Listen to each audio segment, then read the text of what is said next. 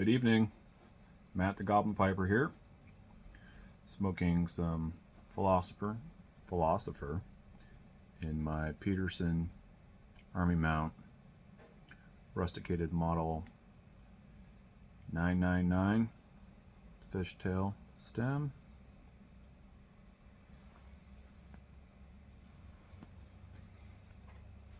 And I can't keep it lit. Save my life.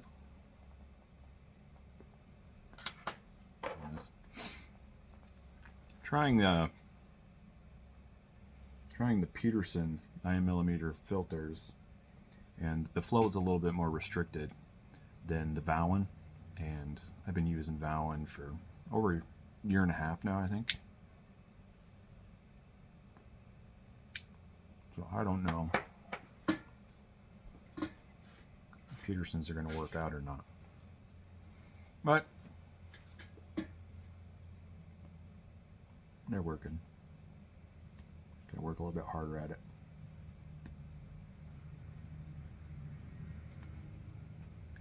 Thanks again, Ed, for the philosopher.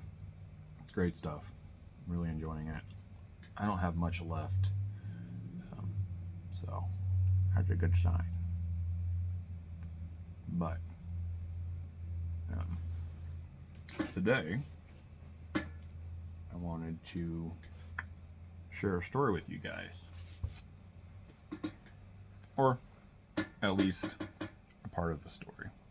I'm going to set that pipe down and it's going to go out. That's the way it goes. That's okay. Having some tea.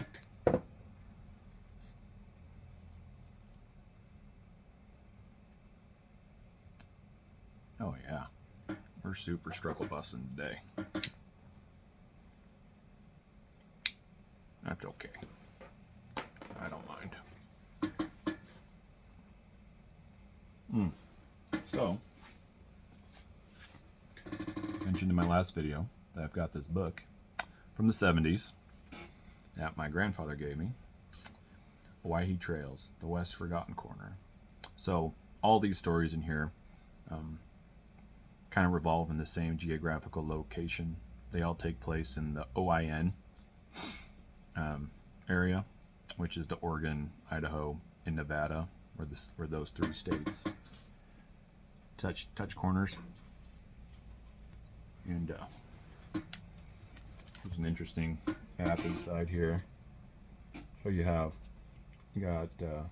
Oregon right here, Idaho, and Nevada down here. Over here, a lot of the stories take place around this area, mainly because the author of this book, Mike Hanley, that's where his family homesteaded, and as of the writing of this book, he still ranched with his family to this day. But a lot of these stories take place there, but there's plenty for Idaho and Nevada. I mean, at the time,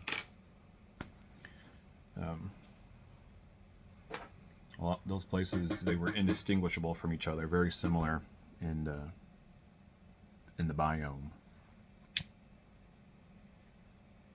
So, the first story, which kind of give you a little bit of a taste. Some of these stories are funnier than others. Some are more unbelievable than others. Some of them are just solid stories, and this kind of falls into that solid story. Kind of gives you an idea of the people and the things that were going on at this time. So this story is called Poor Food, Tough Horses. The cattlemen held sway over the rangelands of southeastern Oregon for only about 10 years, from 1870 to 1880. Of course, they were a power long afterward, but by the end of that single decade, people were turning their eyes from the uncertainties of the mines to the rich grasslands which were opening for homesteading. A renewed outbreak by the Indians, the last great stand by the Redmen, badly battered the ranches and broke some of them. But it was the constant pressure of homesteading that changed the way of life forever in this sprawling range country. The range was broken into areas of domain by the big cattle outfits. Conchee ran cows on the Snake River, Pick Anderson and Miller and Lux wintered cattle along the Owyhee up to the Junipers. Colonel Hardin and his partner Riley wintered their herds on the desert, where Anderson and Miller also had cows. In the spring, the three outfits met at Dry Creek with wagons for branding. Then they turned the branded cattle loose. Pick going up the river towards the Junipers, Hardin and Riley towards Disaster Peak, and Miller and Lux pointing their herd towards the White Horse. In the fall, the three outfits gathered their beef, moving the cows back onto their respective winter ranges.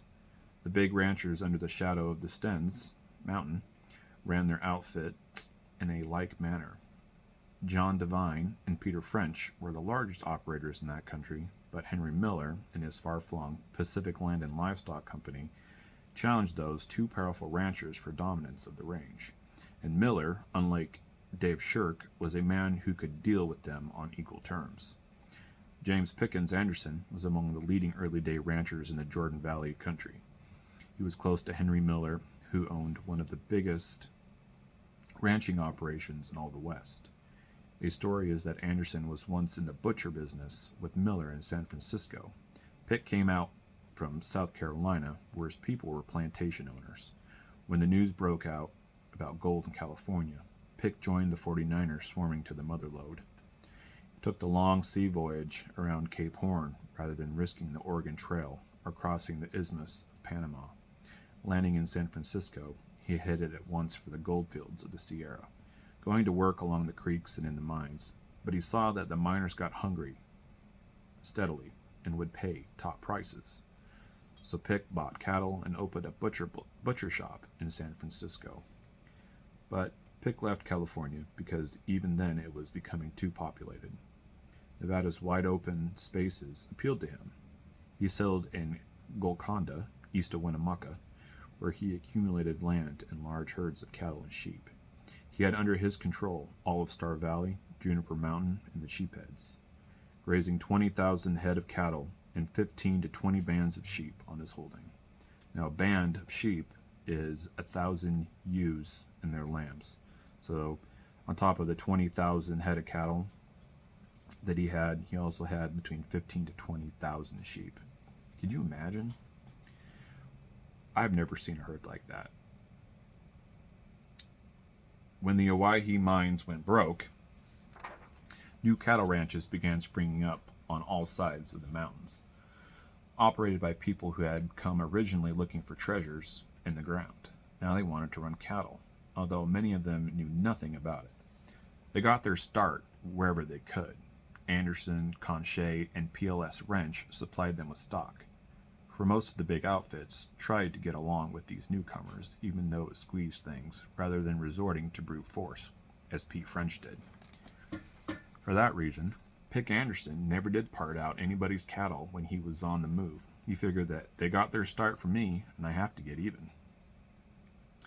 Pick continued running cattle on Juniper Mountain until Ed Stauffer moved his operation there. That was about 1890.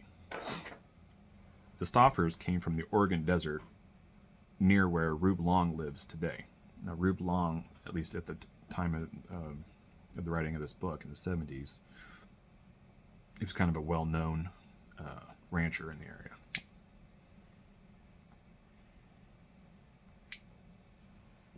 A real old-fashioned cowboy.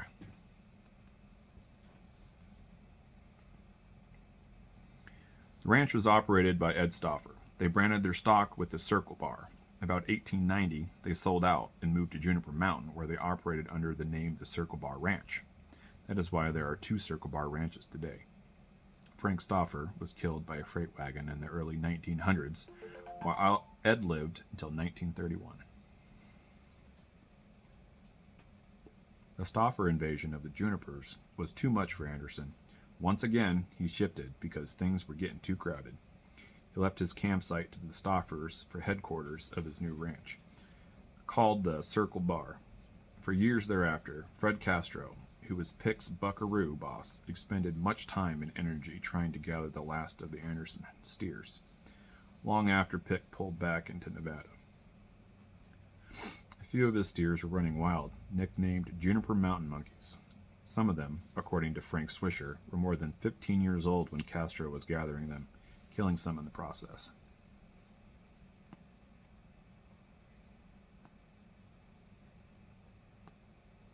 Castro was a California Mexican who worked years for Anderson as a wagon boss.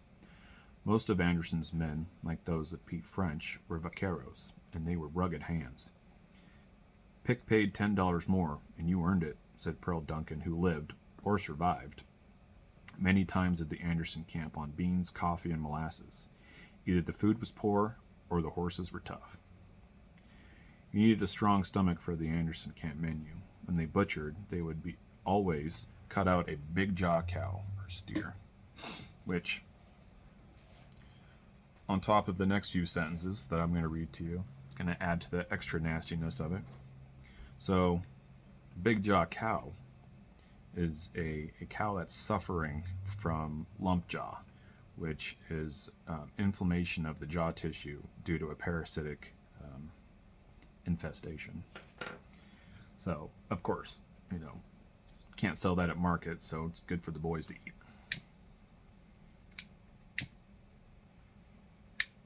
Ain't nothing wrong with it, just eat it. The meat would be wrapped in sacks and then thrown in the back of a wagon. About a week of hot weather, and the smell got so bad you couldn't ride a bronco near camp. But Pick wasn't apologetic, nor did he believe in a fancy table on the range.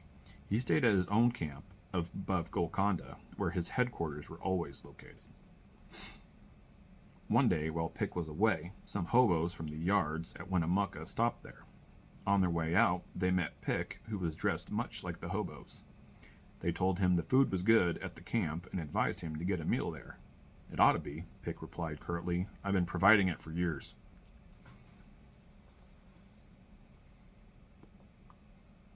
Pick Anderson sounds like quite the character, doesn't he?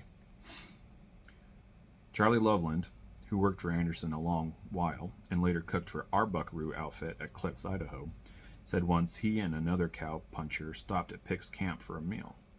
Charlie ate only biscuits and drank coffee, politely declining the boiled meat and rice. Leaving camp, the other fellow asked why Charlie didn't take the full meal. Boiled meat and rice? Hell, said Charlie. That was boiled meat and maggots.